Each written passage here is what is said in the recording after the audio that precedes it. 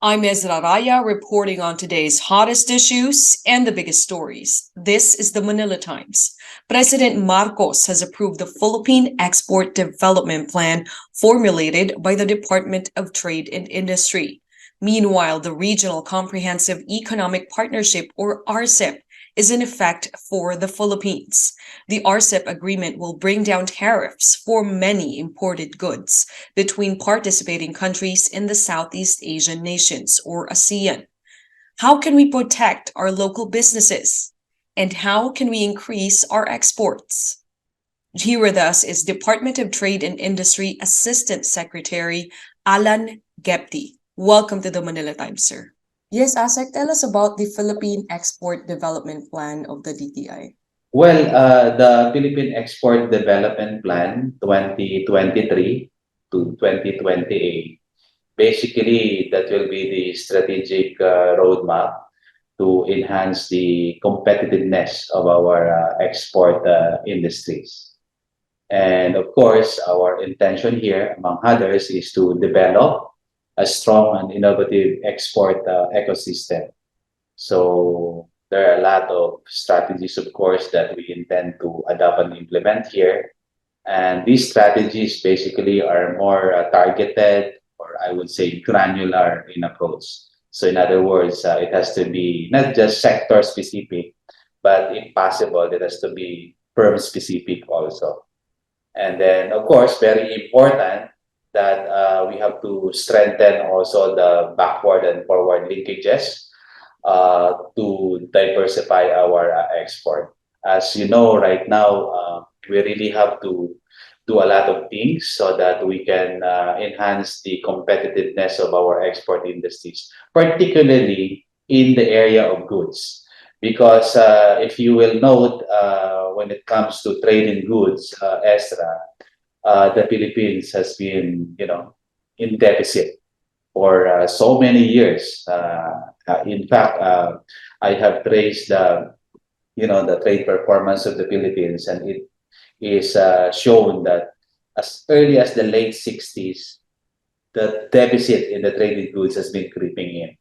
So, in other words, that has been a continuing challenge for the Philippines. And on that aspect, I would say that we really need to, of course, attract more investments because if you really want to catch up, you have to produce more, you have to manufacture more, not just ordinary products, but of course, as much as possible, high value products, so that your export performance when it comes to trading goods would be, I would say, very competitive.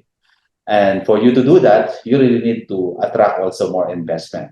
So that's the cycle. So that's why the export development plan is also very important in the sense that it will give would-be investors a perspective or a glimpse on what would be the, I would say, promising sectors that they can venture into so that, of course, they can locate here in the Philippines. So that's the context, ESRA. And of course, if I may add, okay lang? Yes, sir, go ahead. Of course, if I may add, when it comes to our trade performance, of course, we have to look at the services sector also because services sector is one niche of the Philippines. We have a comparative advantage on the services sectors, and notably, we have been in surplus in the traded services. Particularly, topping the list would be the business services, no? The IT BPM sectors, of course, travel, tourism, and related subsectors that support those top sectors in the services.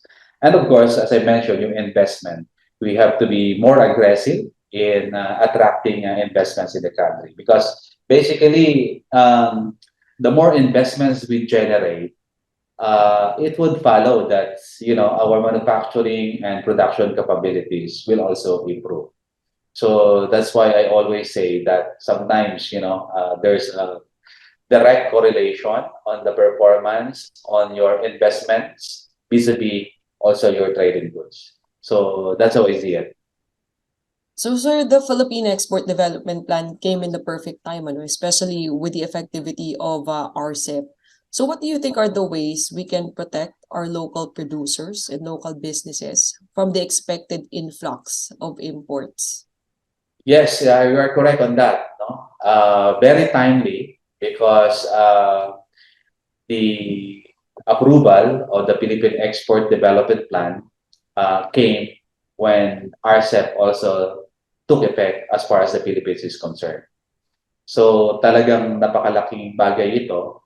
And basically, for purposes of enhancing nga, yung not just the competitiveness of our export industries, but also the availment or utilization of various free trade agreements and preferential arrangements, including, of course, the Regional Comprehensive Economic Partnership Agreement, which is the biggest free trade agreement so far concluded. No?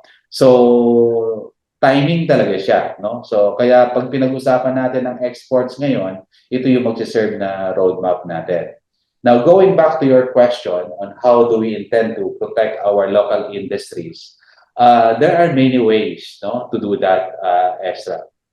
Number one, I think it's very important that our local stakeholders are very familiar, not to say knowledgeable, of the rules agreed upon in these various free trade agreements. No, I'm not just talking about RCEP because all the FTAs are effective.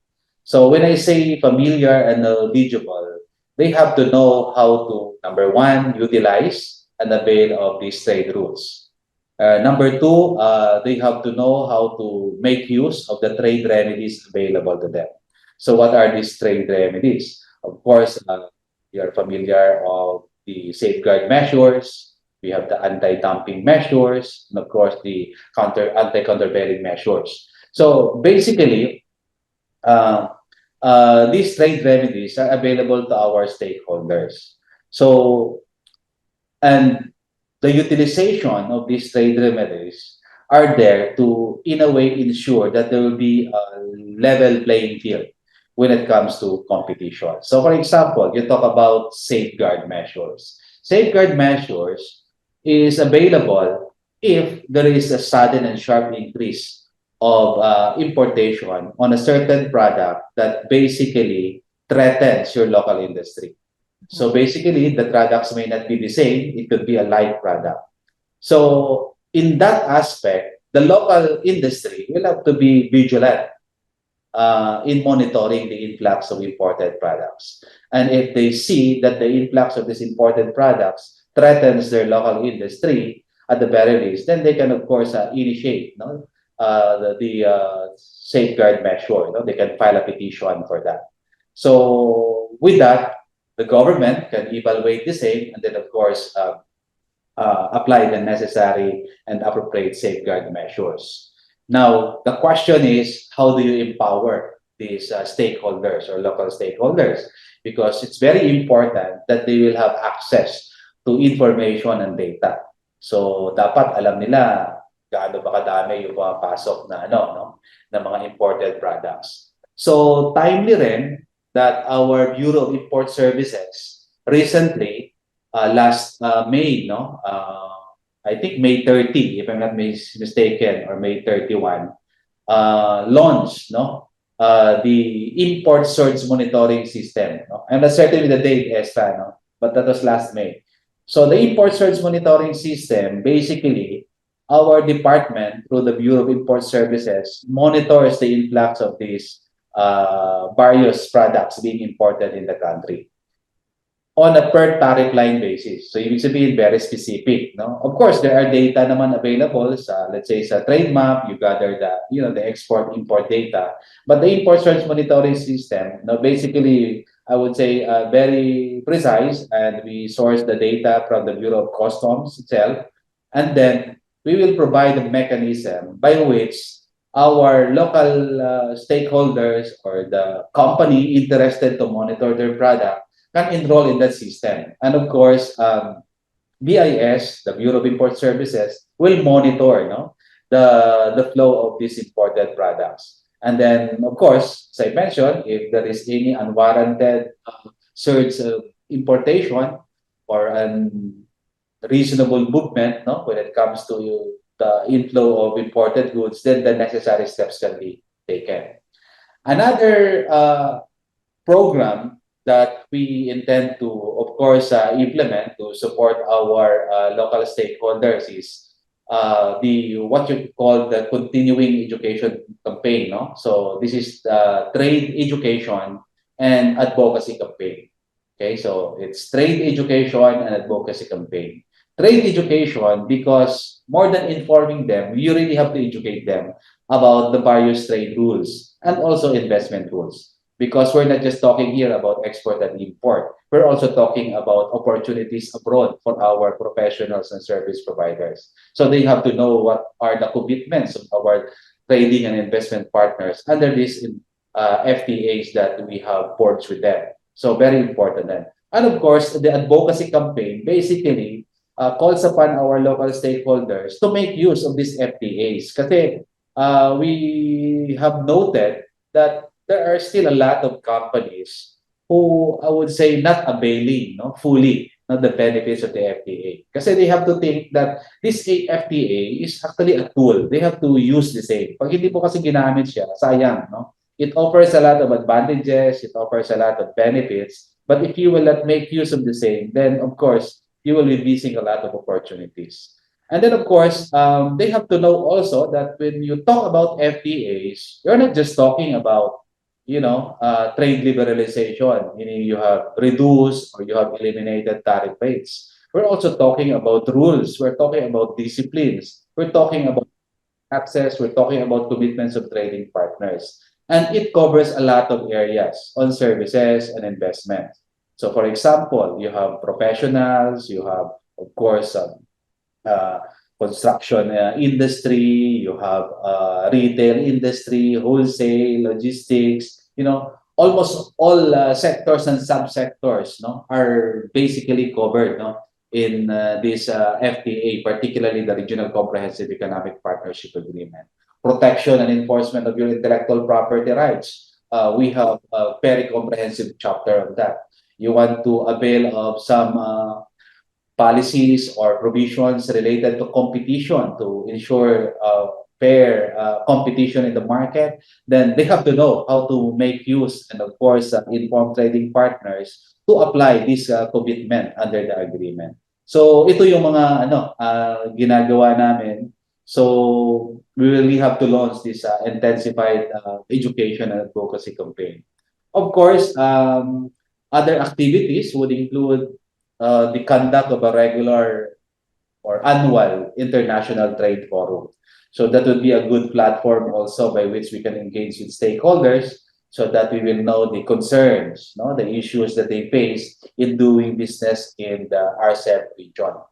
And of course, we had this comprehensive strategy plan that we have submitted to the Senate. So basically, it's a framework by which we have integrated all the plans, programs, and activities that the department in coordination with other government agencies will be doing. So it's a living document that we have to constantly update, of course. So it also includes strategies, programs on enhancing the innovation environment in the country. Because we believe that if the Philippines would really want to make a mark here in the region, it has to know where to position itself. And among the things that we're looking at, wherein the Philippines has the comparative advantage, is that one, for the Philippines to be known and considered, of course, as one of the innovation hubs in the region. Innovation, because there are, I would say, many factors that support a conducive innovation environment in the country. Unang-una, we have a strong legal system here when it comes to protection and enforcement of intellectual property rights. We have passed the necessary laws to support our startups. May Philippine Startup Act tayo, may Philippine Innovation Act tayo. We have also the Creative Industries Act. So basically, from the legal standpoint, you have all these necessary laws, rules, and regulation. On the institutional standpoint, we have a strong framework also because, of course, we have the very dynamic Intellectual Property Office of the Philippines. Incidentally, galing din po ako doon. And then, of course, we have the National Innovation Council. We have the I would say the most numbered we have the most numbered innovation technology support offices, no, in the world, if I'm not mistaken. No, if my recollection is right, I think mga 77 or 80 plus yan. And these technology support centers, ang tawag kasi sa ibang bansa nito is technology support centers. So basically, this caters, no, to the innovation ecosystem by encouraging invention and also development of even utility models and industrial design. So it's a big step when it comes to IP commercialization. And of course, we have packets of programs also supporting our startup. Another positioning of the Philippines, no, more than the innovation hub, is also the manufacturing hub, no. So we would like to position the Philippines as one of the manufacturing hubs in the region. And this is one way also of boosting our export industry. And then, of course, another positioning, this is very important, is to take advantage of Philippines' highly skilled professionals and our competency when it comes to English language. So with that, I think we can better position ourselves as the Center for Training and Education. So ngayon, maraming mga programs, di ba? Lalo na with the online environment. So they have to know that Philippines is one place or one country wherein they can work closely when it comes to education and training.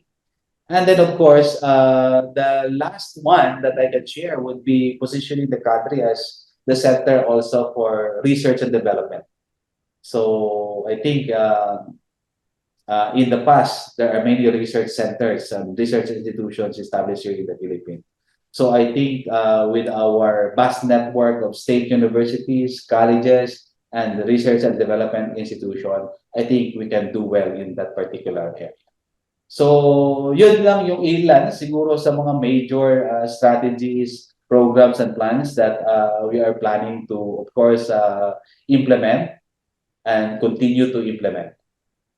That's good to hear, sir. And also, there's certainly a lot of safeguards to protect our local businesses from the Regional Comprehensive Economic Partnership, or RCEP.